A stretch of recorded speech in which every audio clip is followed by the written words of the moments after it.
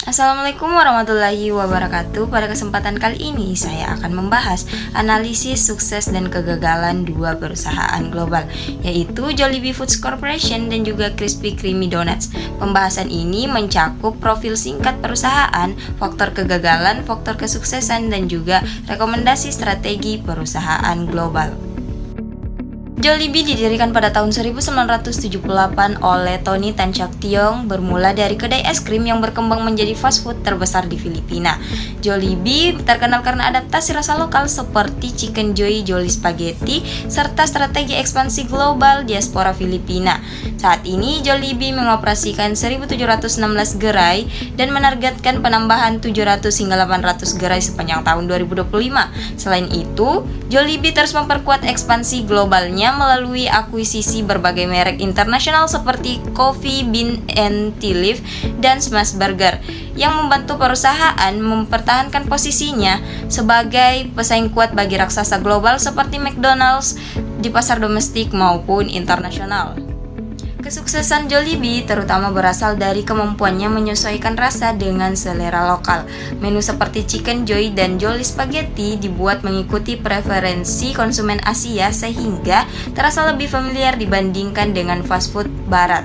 Selain itu, Jollibee menerapkan strategi ekspansi yang terukur dengan terlebih dahulu menyasar komunitas diaspora Filipina di luar negeri, sehingga sejak awal sudah memiliki basis pelanggan yang loyal. Fleksibilitas format gerai mulai dari drive-thru hingga kios kecil turut memudahkan Jollibee untuk menekan biaya dan beradaptasi dengan kondisi pasar. Dukungan pemasaran emosional yang menonjolkan nilai keluarga dan nostalgia juga memperkuat hubungan merek dengan konsumennya, menjadikan Jollibee bukan hanya tempat makan tetapi bagian dari pengalaman hidup masyarakat Filipina. Krispy Kreme didirikan oleh Vernon Rudolph pada tahun 1937 di Winston-Salem, North Carolina, dan dikenal dengan original glass serta konsep hot now yang menekankan penyajian donat hangat langsung dari produksi. Pada awal tahun 2000-an, perusahaan mengalami euforia ekspansi setelah IPO tahun 2000 dan membuka banyak factory store besar di berbagai negara. Namun, strategi ekspansi agresif, modal aset yang berat, kanibalisasi merek di pom bensin dan supermarket, kurangnya inovasi menu, serta skandal akuntansi pada tahun 2005 menyebabkan penurunan kinerja dan penutupan banyak gerai. Kombinasi faktor tersebut membuat Krispy Kreme mengalami stagnasi dan dianggap sebagai contoh kegagalan ekspansi global pada periode 2003 sampai 2016. Krispy Kreme mengalami kegagalan karena melakukan ekspansi pasar terlalu cepat dengan membuka banyak factory store berbiaya tinggi tanpa mempertimbangkan kondisi pasar lokal. Perusahaan juga sangat bergantung pada satu produk, yaitu original glass, sehingga kurang siap menghadapi perubahan tren makanan sehat. Eksklusivitas merek semakin melemah ketika donat mulai dijual di supermarket dan pom bensin, yang membuat pengalaman hot now tidak lagi bernilai. Selain itu, biaya tetap yang tinggi akibat mesin produksi otomatis menjadi beban besar saat permintaan menurun.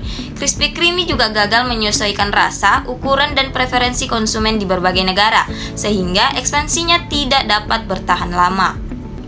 Pada gambar ini terlihat matriks perbandingan strategis antara Jollibee Foods Corporation sebagai perusahaan sukses dan Krispy Kreme sebagai perusahaan yang mengalami kegagalan atau stagnasi. Tabel ini membandingkan keduanya melalui beberapa dimensi analisis, yaitu kompetensi inti, pola ekspansi, manajemen aset, inovasi menu, respon terhadap krisis, dan kepemimpinan. Pertama, pada dimensi core competence, Jollibee unggul karena mampu menyesuaikan rasa makanan barat agar sesuai dengan lidah konsumen Asia. Sementara itu, Krispy Kreme terlalu bergantung pada satu produk ikonik, yaitu original glass, sehingga kurang fleksibel menghadapi perubahan pasar. Yang kedua, dalam pola ekspansi, Jollibee melakukan ekspansi yang terukur dan bertahap, dimulai dari pasar diaspora baru kemudian masuk ke pasar umum.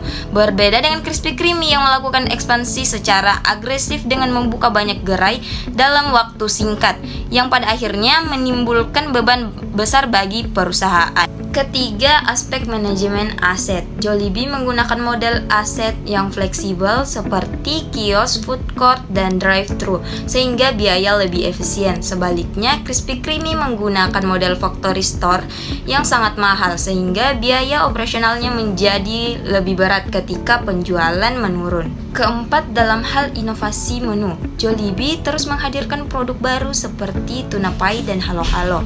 Sementara Krispy Kreme cenderung stagnan karena inovasinya hanya terbatas pada topping donat dan tidak mengembangkan segmen lain seperti minuman atau makanan lain. Kelima, pada dimensi kepemimpinan, Jollibee dipimpin dengan visi jangka panjang oleh Tony Tan Cak Tiong yang fokus pada keberlanjutan dan ekspansi global. Sebaliknya, Krispy Kreme dipimpin oleh manajemen yang berorientasi jangka pendek dan terlalu fokus pada target pertumbuhan cepat, hingga memicu terjadinya malpraktik akuntansi. Nah, yang terakhir, dalam respon terhadap krisis, Jollibee lebih tahan karena memiliki portofolio produk yang beragam. Jika satu kategori melemah, kategori lain dapat menopang. Krispy Kreme tidak memiliki diversifikasi tersebut sehingga sangat rentan terhadap penurunan penjualan donat. Nah, secara keseluruhan, gambar ini menunjukkan bahwa kesuksesan Jollibee berasal dari strategi yang fleksibel, terukur, dan berbasis adaptasi budaya. Sedangkan kegagalan Krispy Kreme disebabkan oleh ekspansi berlebihan, ketergantungan pada satu produk, dan lemahnya inovasi serta manajemen.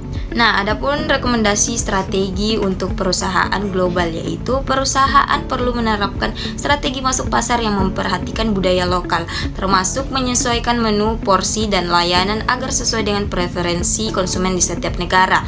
Diversifikasi produk juga penting agar perusahaan tidak bergantung pada satu menu unggulan, sehingga lebih tahan terhadap perubahan tren pasar.